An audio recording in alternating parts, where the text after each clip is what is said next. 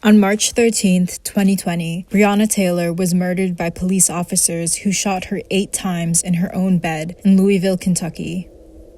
On May 25th, George Floyd was murdered by a Minneapolis police officer who knelt on his neck for 8 minutes and 41 seconds. On May 27th, Tony McDade, a black trans man, was shot dead by a Tallahassee police officer. Between June 8 and 9, 2 black transgender women, Dominique Remy Fells, age 27, and Raya Milton, age 25, were reported dead. On June 12th, Rayshard Brooks was shot and killed by an Atlanta police officer while attempting to run away. Anti-black violence has been occurring for hundreds of years and is nothing new.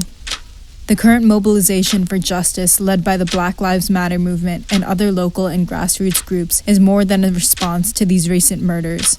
It is also a product of centuries of oppression and resistance, from slavery to the Jim Crow era to mass incarceration and systemic racism. The fight for Black people in North America rages on. Filipinos for Solidarity means fighting alongside our fellow people of color with the common goal of ending systemic racism and police brutality, issues that affect all of us to different extents and severity. As Filipinos, especially in North America, we can empathize with people who have faced racism or marginalization. We must also recognize certain privileges we have and show compassion for those who don't in times like this. Part of being a good ally and showing solidarity is decentering ourselves from this revolution. Our experiences of injustice do not exempt us from being complicit in injustices against those who fall lower on the scale of colorism. Throughout history, Filipinos and Black people have regularly joined forces to fight oppression, dating all the way back to the Philippine-American War in 1899. While this history lesson may feel like it was exactly that, history, it is sadly not. Today, oppression and racialized violence is still prevalent and intertwined into our systems. We often feel as though here in Canada we are out of the woods in comparison to racism in the US, but this couldn't be further from the case. One of the most predominant ways in which racism has shaped itself into Canada is through our treatment of Indigenous peoples. Although residential schools have been abolished since the 90s, racism against Indigenous peoples in Canada often expresses itself through police brutality and discriminatory legislation. On the stolen land of Canada, Indigenous women are 12 times more likely to be murdered than white women. Indigenous women and girls represent 16% of all female homicides in Canada, while constituting only 4% of the female population. Our local and federal officials often dismiss these facts, bringing little to no help or alleviation to Indigenous communities and families. Despite there being a national inquiry into the missing and murdered Indigenous women and girls, it remains a Canadian epidemic that can be described as genocide.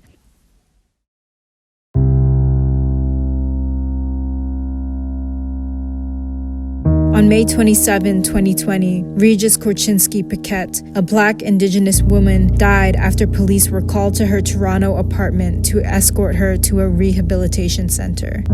On June 4, 2020, Chantal Moore was killed in her Edmonton home by police during a wellness check.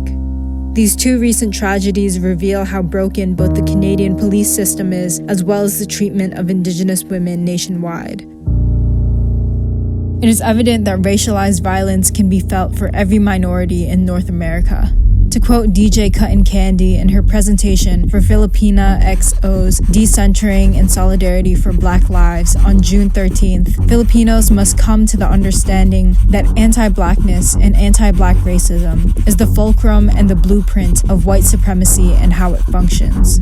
Dr. Connie Won had shared at one of our People's Collective for Justice and Liberation town halls that anti-Asian racism exists and is made possible by anti-Blackness and anti-indigeneity.